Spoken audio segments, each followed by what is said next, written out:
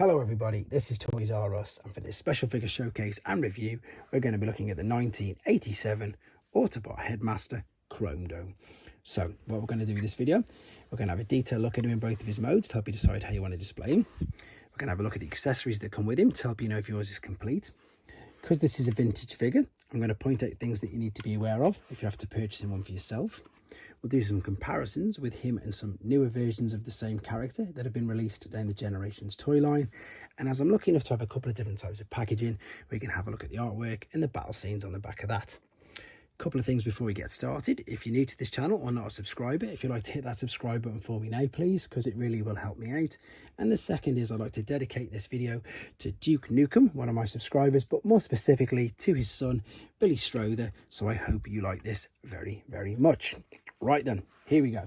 1987 Autobot Headmaster Chromedome. One of the most basic figures, and yes, it is just a huge big piece of plastic, but it's so lovable and it's just brilliant. Maybe I'm a little biased because I remember and have great fond memories of playing this when I was a child. So he's got two large guns. These are both absolutely identical, but if I show them you can perhaps search them or check if you've got the correct ones. They're the guns. And of course the best thing about this was it was the gimmick. The gimmick was that he was a headmaster. So I'm going to very, very carefully, and this is something to be aware of, fold this chest part down. Now it's not too bad with Chromedome.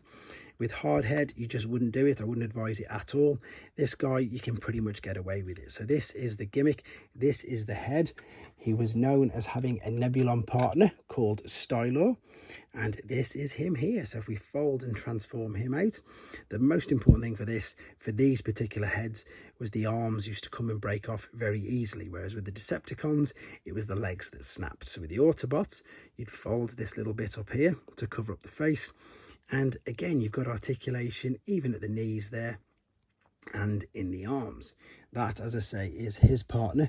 But the cool thing about the Headmasters was you could put any head you wanted in. So I've got Monzo here, who is of course Weird Wolf, and once you pop it in you can see that you get different readings on this, and that is because on the large Headmasters all three of the barrels which are in there give you all whatever reading is on the particular head, whereas with the small or the junior Headmasters, shall we say, it was all just one thing. So no matter which head you put in you got the same readings. But you can see quite clearly here, if I put Monzo in, his intelligence is much higher than Stylor's. Let's pop Stylor's in.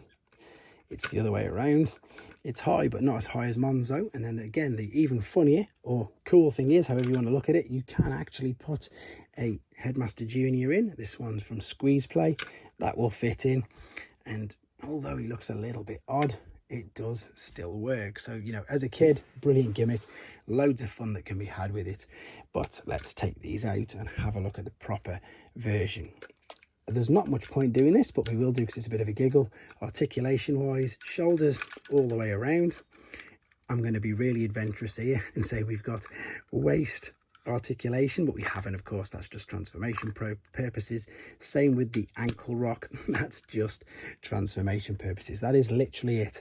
There is nothing else you can do articulation wise with this particular figure. The alternate mode though, this is quite cool. Look at this. So this is a Cybertronian vehicle, obviously. It looks really good. What you can do is you can open up, I'm going to call it a cockpit, even though it's not really, because it's a car. You can then take your Nebulon partner, you can sit him in like so, close it up, and then you've got two holes on the roof there. So what you can do is you can put the guns on the roof like so, but by doing this you of course now can't lift the roof up. So that's one big negative part to this. The good thing about this is you don't have to have the weapons, but obviously you do need to have the head to display him in the robot mode. If you want to just display the car, you don't necessarily need the head or the weapons. It's entirely up to you. Things to be aware of, obviously, is the fact that the head needs to be there for robot mode. There's quite a bit of metal in the joints on the screws, so if these are corroded, it is really apparent. And the same for the chrome bits inside the wheels. The wheels are all plastic, and with this one you can see that we've got quite a bit of sun fade here on this, so that is something to be aware of. Stickers as well, if it's missing the stickers it just doesn't look that great. Maybe this one would look a bit better in robot mode, to be honest. But I suppose all the normal things that you look out for with vintage figures.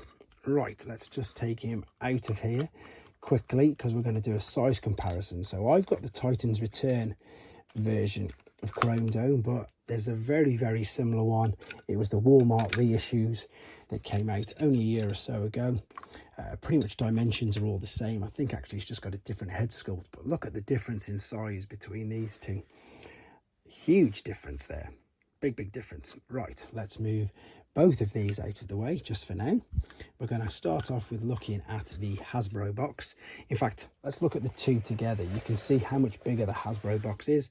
The Takara one uses a polystyrene insert, which I'll show you in a second, whereas this unfortunately is a bit battered up, but it would have had the bubble with the backing card. We've got the transformation process there along the top. Again, there's the fact that it's saying Styler is the driver.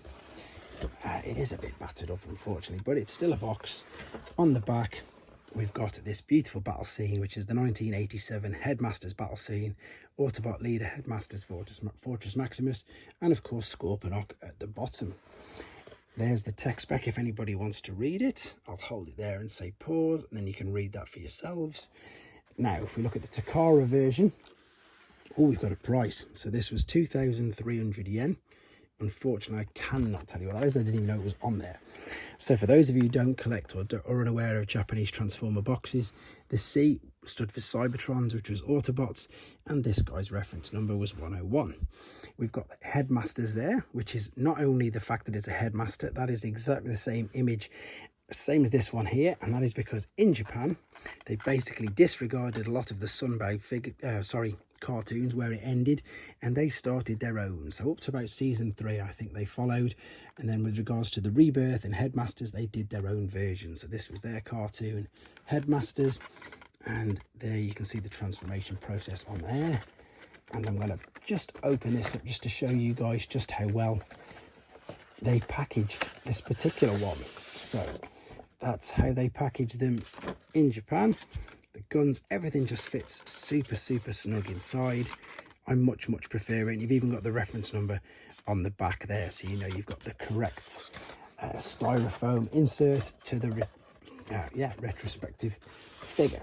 Let's just pop this in here carefully. Again, the box isn't in the greatest condition, but it's still good enough to display. And if we spin this one around, you've got the same image. It's just a bit more zoomed in, and we've got the robot points, and again you've got the point there where it's talking about the Headmaster gimmick and his tech spec at the back. Right, there we go. In all honesty, I don't think there's much more to say about this guy, apart from he displays really well. He's so tall, such a tall figure, so if you're looking to collect G1 or even newer figures, he will stand out. He's a very prominent on display.